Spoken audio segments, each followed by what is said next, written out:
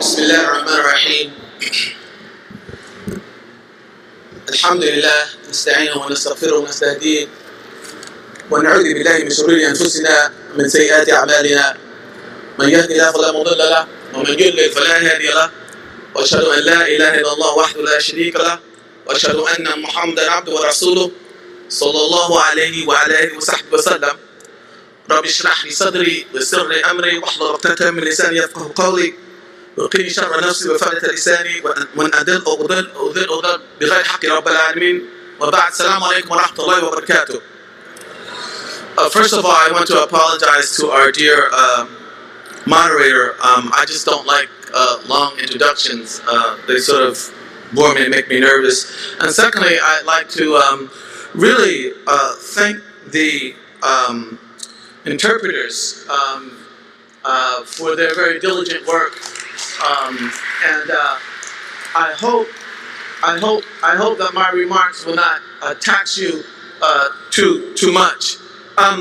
Actually, I have just 3 points that I would like to put forth for our consideration in terms of the theme that we are here to contemplate, namely navigating challenges and seizing opportunities. And I think that this is particularly relevant in the political season and the overall socio-political context in which we are living now. And so the first issue that I would like to put forth for our consideration is an enormous challenge. And a challenge I think that as a community we have got to come to a level of being more attentive to what we're doing in this realm. And that has to do with how we negotiate on the one hand the enormously important and complex social-political challenges that we face, including the challenge of building and sustaining meaningful alliances with communities other than our own. And yet, at the same time as we do that, how we go about the ability of preserving and protecting our own moral identity as Muslims. How do we have political alliances with other communities whose moral point of departure may differ from our own?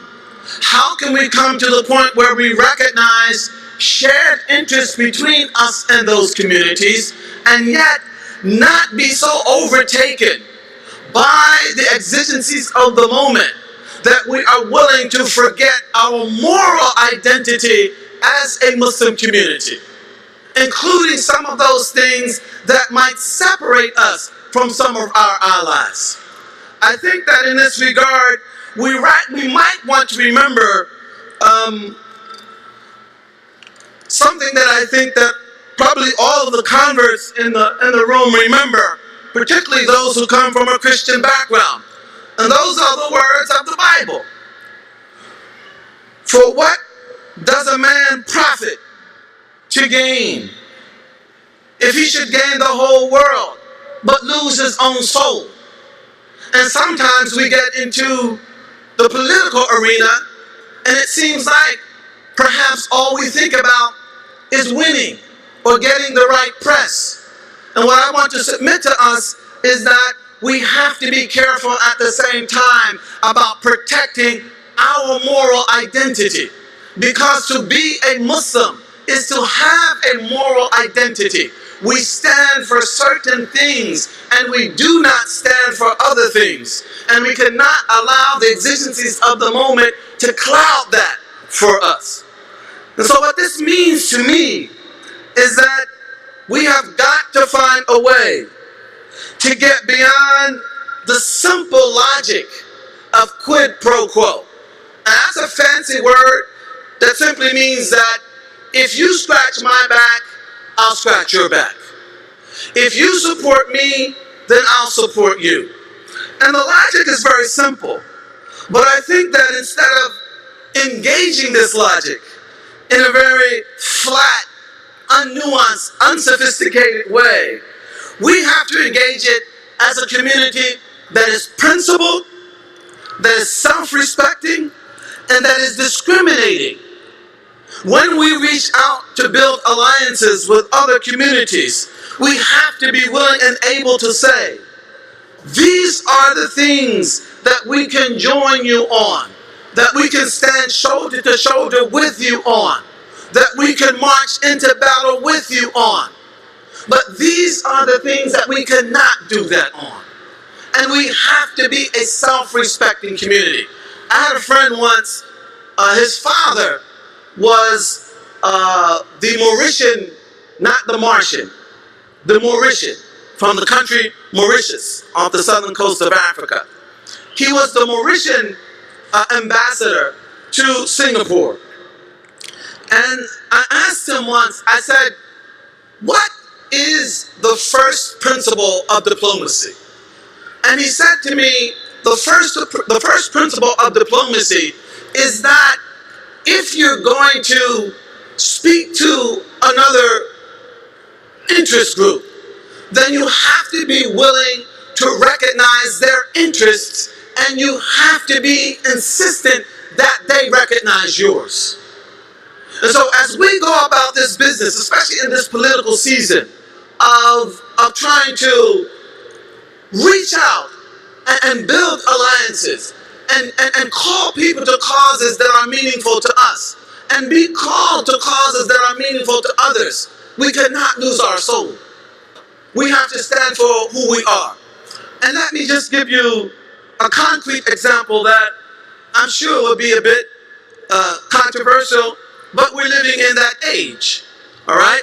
I think that, so for example, when it comes to communities like the LGBT community, we have to be discriminating, and we have to be willing to say, we will stand with you in terms of supporting your right to housing, your right to employment, your right to health care, your right to education, all these basic rights that have to do with sustaining a life.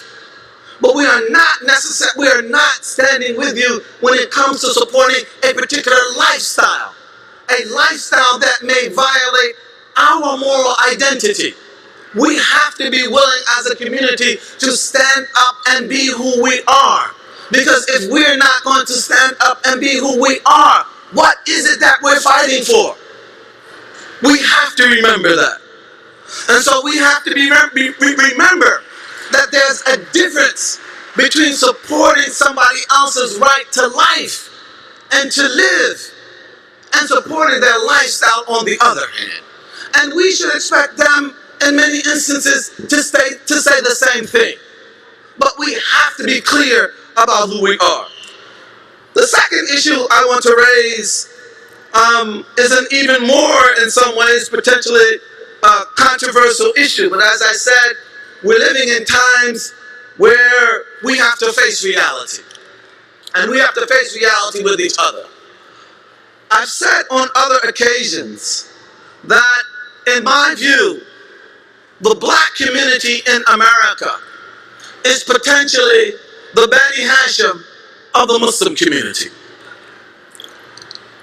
You know, if you know anything about the Seerah and the Sunnah of Muhammad sallallahu alayhi wa sallam, you know that he was able to sustain and prosecute his mission in Mecca because he had the backing, he had the support of his clan of Bani Hashim, who came to his support not because they believed in him as prophet. Most of them at that time did not. But because they recognized and accepted him as one of their own. And they said that as Bani Hashim, it would be an offense to our honor to allow anyone to accost this man who happens to be one of our own. The Prophet ﷺ took full advantage of the fact that he belonged to Bani Hashim, and that Bani Hashim was willing to come forward and protect him from his enemies, including physically. I have long argued that I believe that the black community in America is potentially the Bani Hashim of the Muslim community. And one of my fears that I have right now today is that we are squandering potentially an extremely important relationship with the black community in America, because we are being very hypocritical in the way that we relate to black causes. We are trying to commodify black causes and use them for our own interests, and then turn around and demonstrate virtually no concern for the lives and the welfare of the black community at all. And this hypocrisy will have a devastating effect on us. Because let me tell you something. You think it's tough being looked upon as terrorists? Try being looked upon as hypocrites and people who are liars and who do not believe in what they say they stand for. If we get branded as that, we will be isolated. We will be able to achieve nothing. And just to give you an example of just how serious this is, many of you here today, because we were celebrating the legacy of the great Muhammad Ali, rahimahullah, here at ISNA. But I want to share with you something that hopefully may give you insight into what I'm trying to convey. In 1967, when Muhammad Ali refused to go into the military, and he argued that his position was based on his understanding of his duty as a Muslim. So he was taking a stand as a Muslim. The black community at large rallied to Muhammad Ali's defense. And these are primarily non-Muslim black Americans. And we're talking about many people who had just as much to lose as did Muhammad Ali. We're talking about people like Bill Russell. We're talking about people like Jim Brown. We're talking about accomplished athletes, accomplished entertainers, people who saw Muhammad Ali as one of their own, and who were therefore willing to come to his defense as one of their own. Now that happened in 1967. All right? Fast forward just about 30 years. In 1996, everybody's talking about the San Francisco quarterback refusing to stand up for the anthem today. He wasn't the first one. In 1996, Mahmoud Abdul Rauf, the basketball player for the Colorado Nuggets, for the Denver Nuggets, he refused to stand up for the national anthem. And what happened to him? He was virtually drummed out of an NBA career. And what I want to convey to you now, however, is that in his case, the black community did not come forth as they came forth for Muhammad Ali. And we here, sitting in this hall, have to ask ourselves why. And one of the reasons why is that the image of Islam in America had evolved from the point that the black community no longer identified with it. It had become an immigrant phenomenon. And Mahmoud Abdul Rauf was no longer looked upon primarily as one of their own, but as one of them. This is what we have to be careful about allowing to happen. And again, the Prophet Muhammad recognized himself as belonging to a people, and that the natural bond among people is a bond that should be invested in, is a bond that should be developed, embraced. And note this, not only the Prophet and the people of Bani Hashim benefited from the protection of Bani Hashim. People like Umar, who was from Bani Hadi, people like Abu Bakr, who was from Bani Taym, they also benefited from the protection of Bani Hashim. And so one of my concerns now, today, is that the Muslim community is being very, very remiss in the way in which it is going about dealing with the black community. The black community is not stupid. And you cannot fool them. And we cannot pretend to care. We cannot talk about we're going to stand shoulder to shoulder with Black Lives Matter, And yet we're not even willing to come into our own masajid and deal with the anti-black racism in our own masajid. We cannot do this. This is not sustainable. And the very people who will expose us in this regard are black American Muslims in our own communities. This is something to which we must pay attention. We cannot be a community of hypocrisy. We have to be a community of principle. And we have to be a community who understands the Sunnah of Muhammad sallallahu alaihi wasallam and who follows the Sunnah of Muhammad sallallahu alaihi wasallam and who seeks to translate that into the context of our own reality today.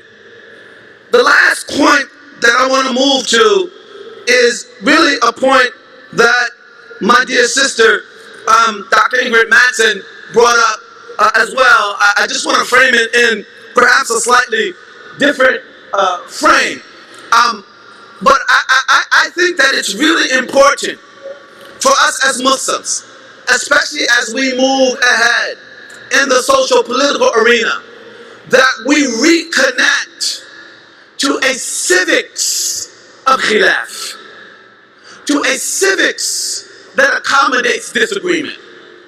Not any disagreement, principled disagreement, but yet a civics that accommodates a disagreement.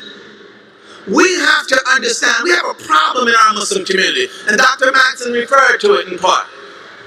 We want to turn every issue into a religious issue and into a religious issue that's a litmus test issue. Not every issue, and then we want to turn our position on the issue into the Islamic position on the issue. To the point that if you don't agree with me, you're not agreeing with Islam. And I'm therefore justified in freezing you out. We have to understand that not every issue in the political arena is an issue that yields a hukam, that yields a religious ruling. Voting for this candidate or voting for this issue, it may be stupid. It may be ineffective. It may not promote our interests in the way that I think that they should be promoted. But that does not mean that it's haram. That does not mean the people who vote that way are bad Muslims. It simply means that they have a perspective that is different from my own. And we as a Muslim community, we have to learn to develop a civics that will enable us to accommodate that. Because as we move forward, we're not going to all agree on the issues. And I don't mean simply on the technicalities of the issues. What do we do when there is a candidate who votes the way, or a senator or a congressman who votes the way we would like to see them vote on Palestine, but has a negative position on affirmative action? Or who votes the way we would like them to vote on affirmative action, but has a bad position on Palestine? These issues may divide the Muslim community between those who privilege the issue of Palestine on the one hand and those who privilege the issue of affirmative action on the other. As a community, we have to learn how to manage these kinds of disagreements.